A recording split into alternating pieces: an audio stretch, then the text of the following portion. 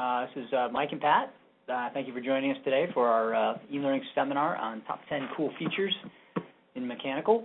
I'm going to let Mike start out with a brief introduction on why we're doing this webinar. That's right. The idea behind this seminar is actually pretty simple.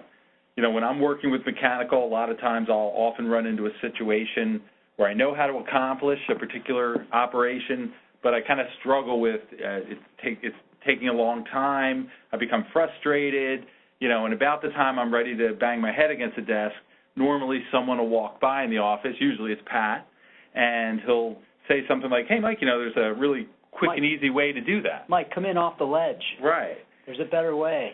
So this seminar is an attempt to introduce you or remind you of some of the shortcuts, tips, features that can really make a huge difference, in your analyses.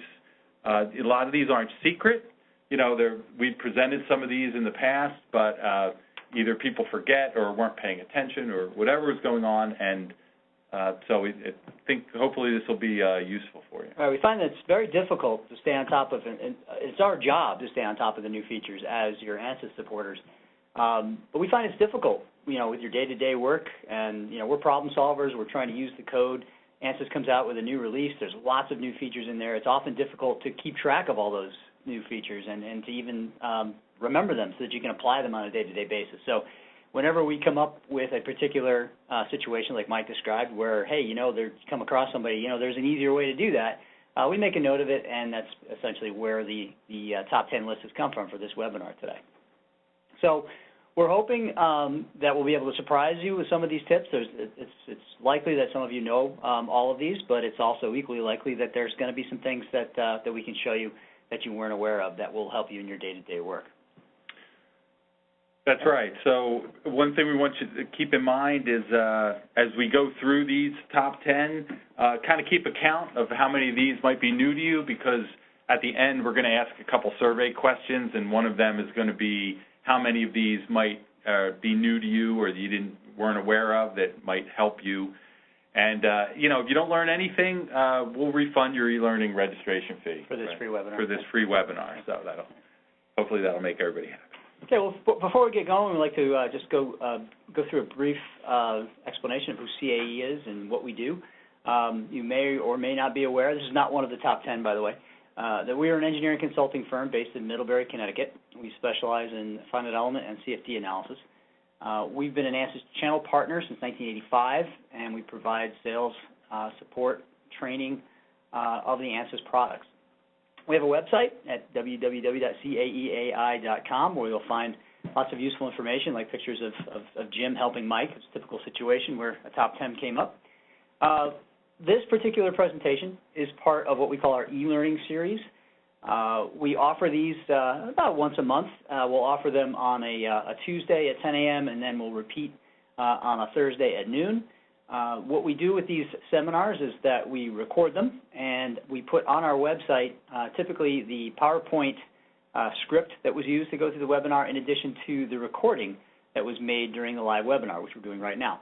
So you can view those directly on our website. If you just go to caei.com and search under e-learning, it'll go right to the e-learning series.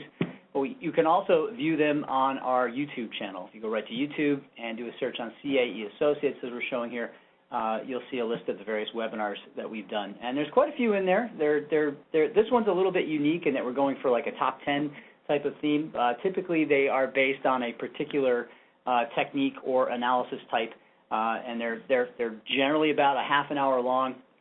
So you can look at the example fairly quickly and try to apply it on your own.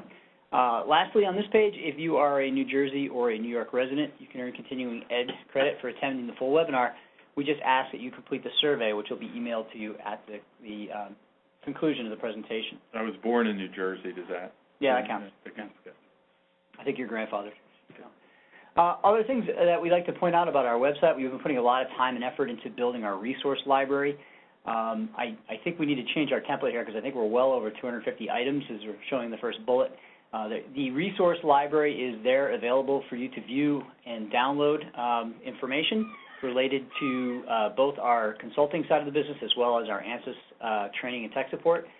It includes things like consulting case studies that we've done, seminar and conference presentations, user groups, update seminar presentations that we do whenever ANSYS puts out a new release, and also things like the e-learning seminars for software demonstrations. There's also a macro library that has both macros for mechanical APDL and some ACT scripts for the workbench environment, and those are free to download and then use on your own. So the content's searchable. Just go to the website, go right up in the top bar, resource library, and you can search your way through. And if you have trouble finding anything or have trouble downloading any of the content, you can always call the office directly, ask for Christina, or you can just send a query to support@caeai.com. We've been also diligently working on our ANSYS Advantage, or CAE Engineering Advantage blog, where we try to put up a weekly post. And again, another situation where I'm working on something on my consulting job, something interesting comes up, hey, I'm going to write a blog about it and share it with the engineering community. So if you get a chance, take a look at the various blog entries that are there. They cover a very broad spectrum of topics, and there is an option there for you to comment or ask questions, and we'd like to get an engineering discussion going with you if that's the case. So feel free to take a look at these blogs and comment or ask any questions that you may have, and we will certainly reply. Again, we are eager to open up conversations with the engineering community. You can also view on our training section of the website our current ANSYS training classes that are being offered, and you can now register for these training classes and the e-learning seminars, by the way, are right there on the website. Okay, wow, that was a big commercial, but okay, let's get to the good stuff. So we're going to start you off with number 11 because that's one of the things we like to do here is exceed your expectations. So we're going to throw in an extra one right away. Again, no extra charge for this, and it's the very simple F2 key to rename things in the tree. So Pat's going to so we'll pop up an example problem here, and very often when you bring in geometry, if it comes from something like a parasolid file or an independent file, it may not have names associated with the bodies.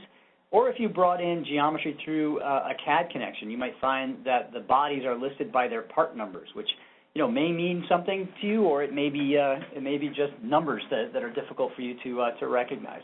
So oftentimes what we like to do is rename our bodies locally within Mechanical, and that makes it easier for us to identify things like the connection regions between bodies. If we see things like nut to bolt, that's a lot more descriptive than just body 1 to body 2. So the traditional way to rename items, or rename anything in the outline tree, is to select the item in the outline and then do a right mouse button click. So it's a couple extra steps. It's not that big a deal to do it. But if you look down under rename, you'll see that in parentheses they have the F2 function. So that's a shortcut to any renaming process that you may want to use here. Now, when we rename, again, we have to select items in that outline tree. So in this case, we'll pick on that one right there. We'll hit the old F2 button, and we'll call it just the nut. Now, we may want to rename all of the nuts and possibly organize them together in a group, and we can do that. But again, we need to be able to select those bodies from the outline tree. And this can be a bit of a trial and error process. In this case, I know where they are in the list of bodies, but otherwise I would have to randomly click through until I found the bodies that I needed. So that's a little bit of a sticky point there, but we're going to talk about that with number 10. But let's stay on renaming. So I've got my 4 bodies, and I'd like to rename them en masse. I'm going to hit my F2 button again, and I have the option to provide a name, and then you'll see by default it will sequentially rename the multiple bodies in the group with a 1, 2, 3, 4 postfix. So let's do that. Let's call this the nuts. Rename that, so we now have nuts 1 through 4. While I've got them in the outline tree, if I right-click again, notice there's an option, and this is new at version 16, to group them together. So if I select group, it creates a folder. We can call the folder whatever we want. We'll call it the nut group. And inside that folder, I now have the location of those particular points. So this becomes very useful when you're developing sub-assemblies or you're trying to organize your model in terms of the design intent or the design flow from the CAD side. You can group it together such that if you make any modifications and update that geometry, it's very easy for you to go in and check discrete regions of the model through that organizational structure. So that's number 11. So let's move on now to number 10. So number 10 is going to extend this a little bit because, as Pat mentioned, you might have noticed that you have to normally just try to hunt and peck through the outline tree to grab the objects that you want to rename, there's a better way to do that, and it's with the go-to. That's right, with the go-to function. So let's say instead of me trying to arbitrarily find those bodies in a tree outline, if I know where they are, if I can select them from the graphics window, I can just simply pick them here. And if I want to rename them here, notice there's no option on the right mouse button. And the F2 button, again, if I select these, the F2 button isn't going to do anything for me. This is me hitting the F2 button and nothing's happening, by the way. Okay. Nothing happens there because the selection for a rename has to be from the outline tree. So somehow we have to get this pick selection from the graphics window into that outline tree. Well, the way that we do that is we simply right-click once we've selected the bodies, and there's an option under the go-to statement to go to a variety of entities that are inside the outline tree. So in this case, we'll go to the corresponding bodies in the tree. That highlights those bodies for us, and now we're ready with an F2. F2 is working again now because it's selected from the outline tree, and I can call this the bolts. So I've got bolts 1 through 4. Now, once again, I might as well group them together so they're easy to find. So we'll call this the bolt group.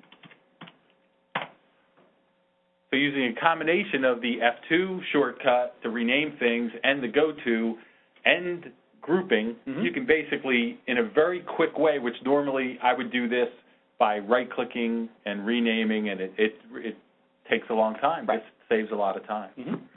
Okay, so let's go to number 9.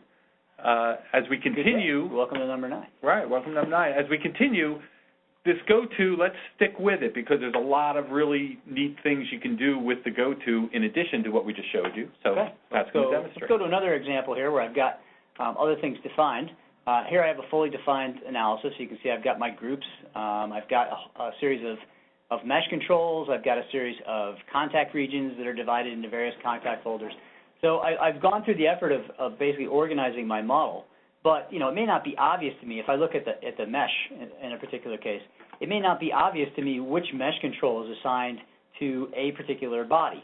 And again, if I don't know, I'm stuck with going through the outline tree and sort of arbitrarily trying to find which body that was assigned to. Which is hard if you have like 30 or 40. Right. Here it's pretty simple, but if you got lots of parts, it becomes very time-consuming. So why not select the body, right-click, take advantage of the go-to statement to go to, in this particular case, the mesh controls. It'll take me right to the particular mesh control that's defined for that body. I can edit it accordingly without having to search for it. Also very useful, let's say we pick, in addition to the nut, let's pick on that bolt there, right-click, and let's go to, under contacts, we can go to either the contacts that are common to these two bodies. So if I select that, you'll see we get our one contact pair between nut 1 and bolt 1. Otherwise, we could go to any contacts that are attached to any of the bodies that I have selected. So we pick that, you see we get additional contacts added because the nut has a contact region with the top of the flange and the underhead of the bolt has a contact region with the cover. So a quick and easy way for you to go through and determine A, if the contact regions exist, because if they don't, nothing will be highlighted in the outline tree, and B, where are they in the event that we need to go and modify the initial condition or the normal contact stiffness, something associated with the contact region itself. So again, go-to is huge in terms of allowing you to very easily and quickly pinpoint items in the outline tree based on the current geometry selection that you've used in the graphics window. Yeah, it's a great time saver and works great. So let's go to number 8. Okay, on to number 8. Go the other way. And number 8, we're going to now talk about, for those of you, and this is really with contact. I know a lot of us, do nonlinear analyses, or we have bonded contact, or whatever we're doing. We're setting up contact, or we're changing our contact, and sometimes it can be very difficult to grab the right surfaces. We're going to show you a way you may not be aware of to dial right in and get what you need out of a contact pair. Well, by default, with ANSYS Mechanical, you will get, with the automatic contact generator turned on, a whole series of contact regions. So we may not know, and they're numbered arbitrarily, contact region 1 through N. It's not really helpful. Not helpful at all, no. So one of the things that you can do to make it a little bit more helpful is if your parts are named, you can right-click and you can rename them all based on their geometry definition. So at least now we know, okay, bolt to bolt, nut to bolt. But still, there's quite a few of them there, and if I want to find a particular one, it becomes a little bit difficult. Or if I want to know which contact region this particular area is referencing, again, it's often difficult to figure that out because you don't necessarily know. The contact regions are often hidden, especially if I have the geometry selected. So let's pick this one right here and take a look.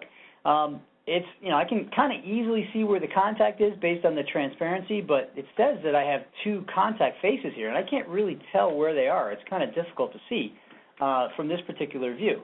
So one of the things that I can do is just, if I have a contact region selected, turn on what are called the body views. And the body views were introduced a few revisions ago, I think in version 15.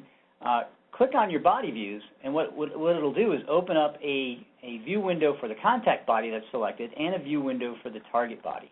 Now, the nice thing about this is because these bodies are scoped as the contact and the target, if I want to do any reselecting or editing of this contact region, I can only pick geometry from the designated body. So let's say in this case I only want to have my contact face on the underside of the cover. I want to take out the contact region that's defined inside the hole. And again, that was defined automatically based on the tolerance that I used when I brought the geometry into mechanical.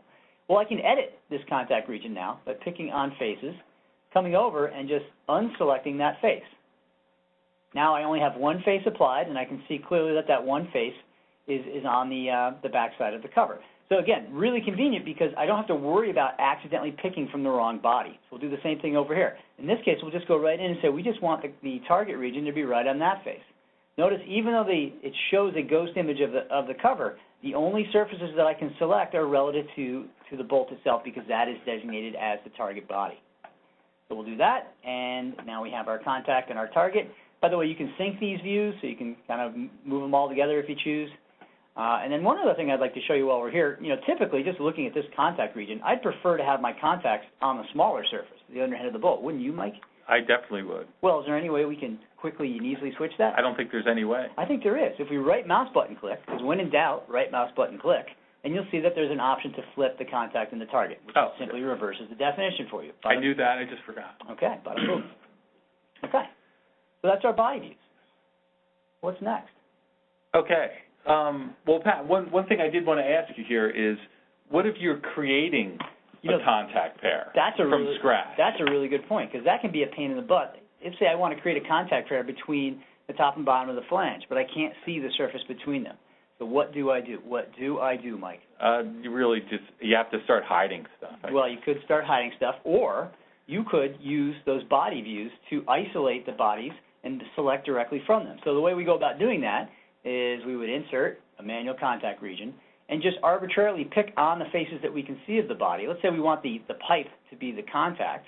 So we'll go here and we'll just say, you know what, I'm just going to pick on that face for now. And then on the bottom, I'm going to say that the cover is going to be the target. Okay, but those faces aren't your contact surfaces. They are not.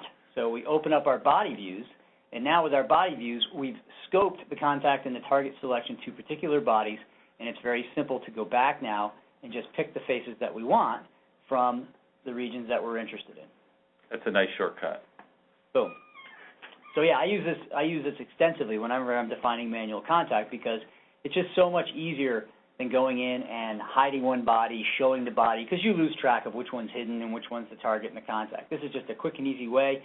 Arbitrarily pick somewhere on the body that you intend, and then just use the body views to basically refine or put the surfaces exactly where you want them to be in the contact region. Okay, that's great. Let's go to number 7 because it comes before number 8. That's right. That's one reason. And the other reason is because even if you don't, let's say you're, for whatever reason, you don't like using the contact windows, there's even another way to get to surfaces that you normally can't see without hiding and moving stuff around. And that's viewing exploded assemblies. Yes, and the nice thing about exploded assemblies is that they are not limited to just contact. We can use them throughout the process of setting up the model. So exploded assemblies, and again, this is something you'll see at version 16. If you look up on the top of your screen, there should be an explode toolbar with a little drag bar. And as you drag that bar, you see you can explode the assembly apart. So let's say I wanted to do something like put a mesh control on the shank of one of these bolts. And I can't get at it. So again, I'm forced with hiding bodies and trying to find particular regions. If I use the explode key, I can just simply open up the assembly, just tear it right open, grab the surface that I want, that particular face there, right-click, insert a sizing, put whatever sizing I want on there, and boom, once I'm done, just snap it shut, back to normal. Works. That's amazing. You like that? It really is good. Works great for contact, too. So reviewing contact, in addition to our ability to select the surfaces on the target and the contact with those body views, the explosion tool will also, or the explode tool will also use here. So if I don't want to use those views, another option to modify this particular contact region would be to simply zip it open like that. Go in now and edit the faces. So let's just say we want the target to be on that face. We want the contact to be on that face. Boom. Once again, we'll flip that. And we've got our assembly set up. Looks good. And then we just close it down. Boom. And we're back to normal. In the past, I've spent so much time hiding bodies that it's a huge time saver. And it works for anything that you're doing on the pre-processing part of the model setup. So whether you're working on geometry, assigning materials, for instance, if you wanted to find a particular body. Remember we had to do that go-to statement? Well, what if we can't see the body? What if it's inside the assembly?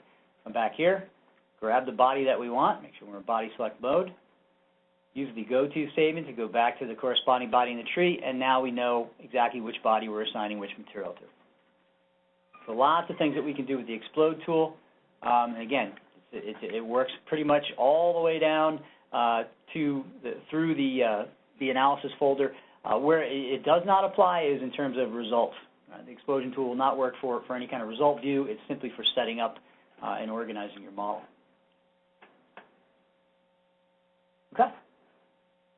All right. On to number 6. Okay, 6 is kind of an obvious one that I always think people already know this, but we find out many times that people don't or aren't aware of this. It's dragging and dropping. Essentially, in the tree outline, you can drag and drop. If you create something in the tree, you can drag it to a different location. If you have multiple environments, you can drag boundary conditions down to solution to get the, let's say, reaction forces, that boundary condition. So we're going to just quickly demonstrate that. So as Mike just mentioned, the drag and drop is a nice shortcut for, let's say I want to get reaction forces from a particular item. So for instance, I could just grab this frictionless support here, drag it, drop it into the solution folder, and it creates for me a force reaction that's automatically scoped to that. Rather than me having to go insert, probe, reaction, so on and so forth, this is just a quick and easy way to do that. Bolt pretension is another one. Drag it, drop it into the solution folder. Now you'll have if you've applied a force, you'll have the bolt pretension adjustment for that particular bolt pretension. What about? Go ahead. Contact's a big one. Yeah, I was going to ask you, what about contact? Contact's a huge one. We're always looking at contact results. The issue that I have with the contact tool, whether you're looking at initial status or you're looking at results, is when you insert the contact tool, you by default are in worksheet mode, and you'll have a list of all the contacts in that worksheet.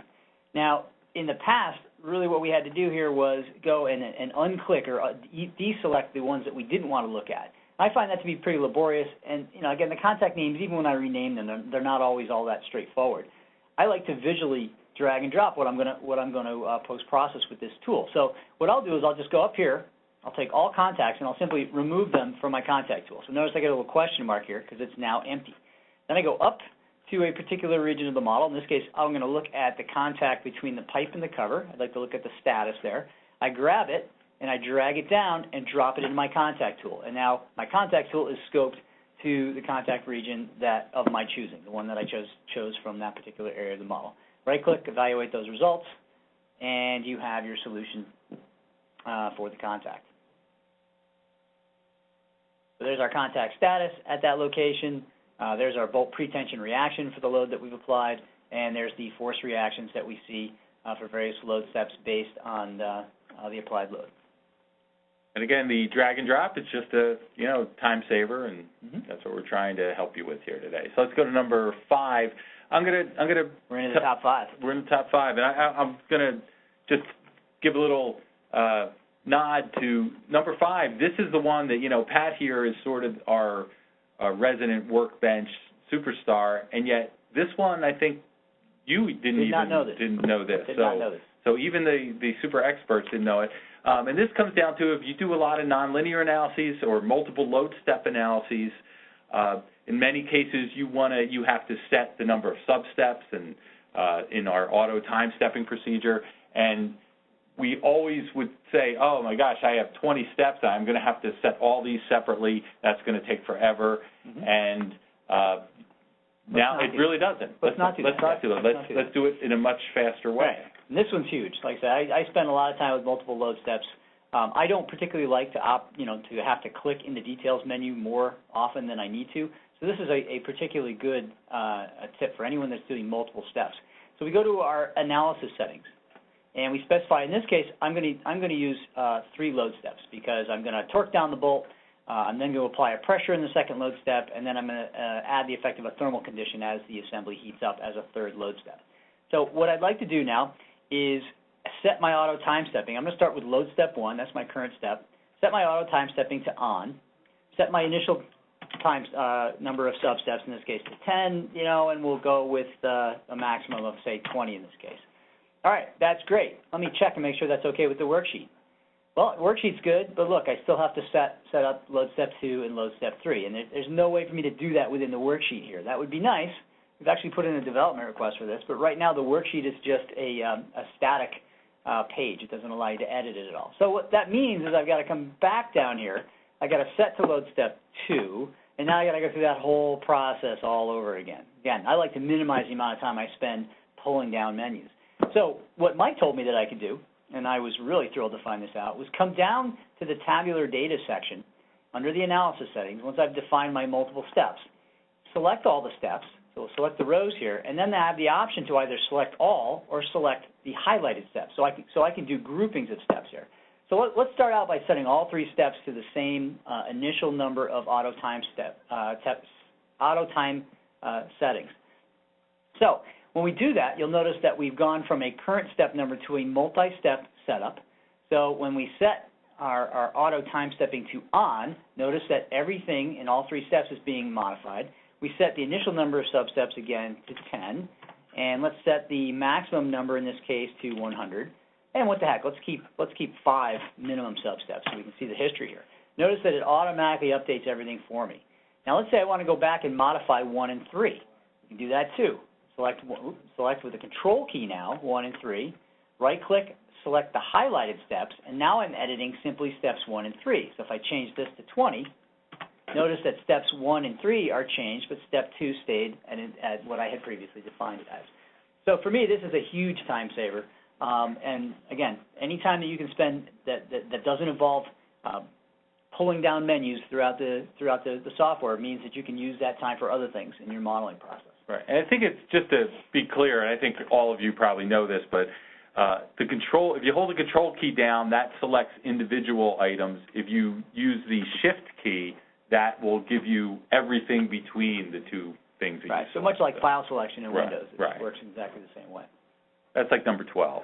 It is number 12. Okay, so let's go back to the list. Number 4, and that's the object generator. Again, this is another way to just save you a lot of time when you have to do repetitive tasks, and it's easy to use, and most people really don't even know about it. Right. So we're going to demonstrate it and show you how easy it is. And this one would be obvious for something like that mesh control that we define here. We put that face sizing on that first bolt.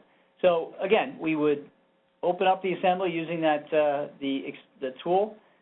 We would select the item. Let's say we want to copy that face sizing to the remaining bolts. So what we simply do is pick on the face sizing, go into the graphics window. Wait till my WebEx goes away. There we go. You pick the areas that you want to copy that setting to, and they have to be the same type, whether it's a body or a surface or whatnot. And then you come up to the top of the screen here, and you'll find the object generator, or what we like to call red dot go into many blue dots. Exactly. So pick on that. It opens up a window here, and it allows you to copy to either the current selection, or if I had name selections defined, I could select the name selection from this pull-down menu. In this case, we'll just use the current selection since I picked it. Hit Generate, and notice it's created an independent item for face sizing for each one of those bolts. Now, each one of these can be edited. They're not instances of the original. They're actual copies, so you could change them accordingly if you needed to. So that's one easy use of this. The one that I particularly like is anytime that I'm defining a bolt pretension load.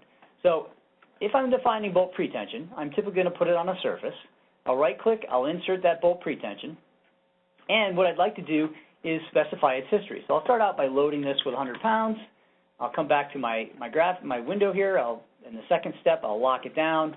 Again, in the third step, I'll lock it down. So I've defined the load history of that particular bolt pretension. We're going to load it and then lock it and then keep it locked in the third step. So again, not that big a deal to do it once, but what if I have to do it for multiple bolts in the system? And now here we only have 4 bolts, not that big a deal, but I'm working on a model currently that has upwards of 56 bolts. That takes a long time to modify these individually. So the object generator becomes very handy for this because I can simply pick on those surfaces once again, pick on the bolt pretension item, hit generate, and it creates not only an independent copy of the bolt pretension, but also the load history of the original bolt pretension is maintained. So I don't have to go through the effort of redefining that load history for each one of those bolts if they're being loaded up in the same sequence. If I want to change that sequence, I can always go and edit the individual items because, once again, they're not clones of or images of the original bolt pretension. They're independent items. Okay? Sound good? Okay. Yeah. Can you group those bolt pretensions? Good question. What if I picked on the bolt pretension and chose to group similar objects? This is another version 16 feature. If I click Group Similar Objects, again, I could choose them en masse and group them like I do bodies, or if they're similar to each other, it automatically creates a group for me called the bolt pretension. So a quick and easy way for me to evaluate those or find them in the outline tree if I needed them. Yeah, it was like number 13. Just yeah, we're counting. We're adding value faster than we can count here. Right. Okay, so let's go down to number 3. All right, we're into the top 3. Top 3 here. 3 lords of leaping. That's right. It's selection info. And selection info, again, nothing earth-shattering here, but it's very, very useful. And this is what happens. Essentially, you can select usually multiple objects, whether they're bodies, surfaces, lines, whatever you want, and then you can click the little selection info box, and this will allow you, Workbench will open up, Mechanical will open up a menu that will list all the details of that selection and then allow you to sort it and reselect and do whatever you want with it. Do you know what bugs me about this, Mike, is you get these little tiny windows down in the corner. You do get little tiny windows. So you know what I do in this situation? Go to lunch? I give up and go home. Right. No, I take the window, I drag it out into the open, so it's an independent window, and then I just make it as big as I want it to be. Boom, so I can look at all the contents of it. That's another way to go. It's just a lot easier to do it. So here's your selection, or your tabular, essentially summary of the selected items. We selected all the bodies in this case, and now what can we do with this? Well, I mean, you can look at it. That's one thing you could do, but you could also doing that right now. It's not doing much for me. That's not there. You can order things. So, for example, if you click on any heading here, you'll notice the top line here is showing the summary, but then everything under that is now reordered based on whatever you click. So for volume, you're seeing the order. You can reselect. Let's say you just wanted to look at maybe the smallest bodies. This is a nice way to do it. You would, as Pat's showing there, you just select them, right-click, reselect, and now you've reselected down based on these volumes or centroids or anything else that you'd want to look at. So when I scope out these bodies in the table, are they actually active selections in the graphics window? So could I do something else with them? You possibly could. Like use my go-to feature? You could. Or even make a name selection now? You could. Wow, this just keeps getting better and better. Here's one way I use this a lot of the times, and I think it's useful, is I've had issues where someone gives me a geometry and I go to mesh it and it starts meshing forever, and usually that's an indication that I have a really small line segment somewhere or some other sliver region. So what you do, what I typically do, and Pat's demonstrating here, is select all the lines in your model and then go, it has the length of the lines, reorder all the edges based on their length and see if you notice any that are really, really tiny and maybe are causing problems. And again, you can reselect down to it, look at where it's at on the window and try to figure out, what you might have to change or, and this is one of those cases where, again, instead of just it won't mesh, get upset and try to jump out the window, something about selecting these lines and then ordering them and trying to find the small ones and where they occur and operating on them it's really a much better way to go. Certainly healthier. Certainly way is. to go. Healthier for everyone involved. Right. Okay, so how do we get this window back where we want it to be? You're stuck. You'll never do it. Well, we got a couple options. We can basically just drag it over and drop it at the appropriate docked location. And there's always the tried and true view, windows, reset layout to take things back to what we're accustomed to. So. That's great. Okay. Okay. Well, Number 2. Good day.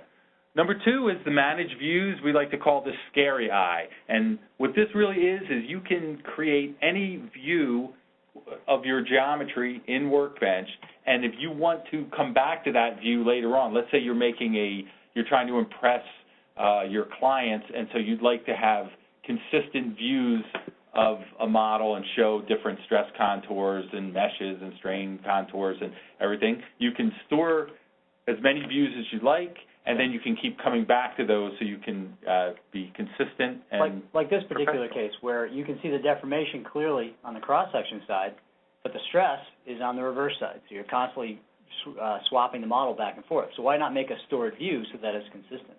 So you select the item, you select the old scary eye up here, or with the twilight zone eye. Pick on that. It opens up another one of these menus for you down on the bottom. We'll just drag that up so we can see it. And you see we can define various views in this case. So we'll start with some new views here. We like this view, looks good, so we'll pick on the scary eye, and we have view 1 now. And then we'll drag it over this way, take a look at that equivalent stress, and once again, add a second view. We could have arbitrary views. We could keep a copy of that isometric view to get back to it, just as an example. Now, we've got the views in place. What do we do with them? Well, what you can do is you select the view that you want, and then you click on the little icon there. It looks kind of like one of the Beatles, I guess. Paul McCartney. Paul McCartney there, it looks like. And you just click on that, and that will snap it to that view. That's it. Boom. Actually, I think it looks like Tom Cruise. It could be. Yeah. Help me, Tom Cruise. So there it is. And it's very simple, but, this is a nice way to, like I said, when you move your model around and you want to get back because you want to have consistent views, it's nothing spectacular, but it's really, I think, a useful thing. Well, what if I wanted to use these views across multiple models, Mike? Well, it would be nice if they had like an export feature. I think they do. Right here, there's an import-export button that allows you to save these views to a separate file so that you can import them into different models. And you can use consistent views across your various models. And as a matter of fact, those are written with the ANSYS Mechanical APDL view commands. They are. So you can actually even write those out, export them, and bring them into, if you're any classic people out there, you can grab those views then. I did not know that. You can even make an ACT extension with them too, dude. Well, that's crazy talk now. Just crazy talk, guys. Okay, the final one, again, really kind of a basic thing that we just assume everybody knows, but you can do all kinds of recoloring of your model, and you can look at the coloration based on the part, material, mesh quality even. A lot of people don't know about that, so we're going to just quickly demonstrate that as our last.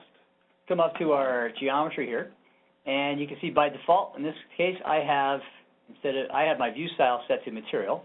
As Mike mentioned, there's a variety of different options from a body standpoint. By default, you're going to be seeing body color.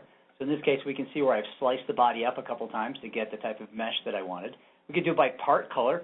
Part color will show us the shear topology. So even though we know that pipe was sliced into multiple pieces, by virtue of the fact that it's one piece, shows us that the shear topology is in place.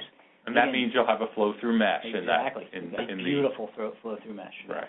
Beautiful. My favorite, though, is material, because one of the things that I've found that I need to be careful with the Workbench environment is if I make a modification to my geometry and I change a part in such a way that it causes the original name of that part to be altered, if I refresh the geometry, or let's say I add an additional part, it's going to come in as my default material, which is typically structural steel. So I always go back, turn on my materials whenever I update the geometry, and confirm visually that each body is assigned to the material that I intended. That's the quickest and easiest way for you to verify that. What else can we show in terms of colors? Well, there is now you can show some mesh quality. Like this now, is such a quality mesh, though. Look at that. Do I really need to? But anyway. We always need to. The mesh in that nut there doesn't look that good. Well, let's see. Prior to this point, we had the mesh statistics where we could set a particular mesh quality check, like element quality, and what we would get is a little histogram on the bottom, and that histogram, if we picked on bars in the histogram, would show us the elements that met that particular quality level. Now, that was all well and good, but it'd be nice to be able to look at these as a whole. So we turn off our mesh metric here, and you'll notice at version 16, they've added the display style capability. So same thing up here. We can basically set the display style with respect to the element quality check that we want to use. We'll just use element quality in this case. or let's say aspect ratio. And what we get is a color contour of the elements with respect to, in this case, their aspect ratio result from the shape checking. I think that should do it. It should do it. That's number one. Yeah.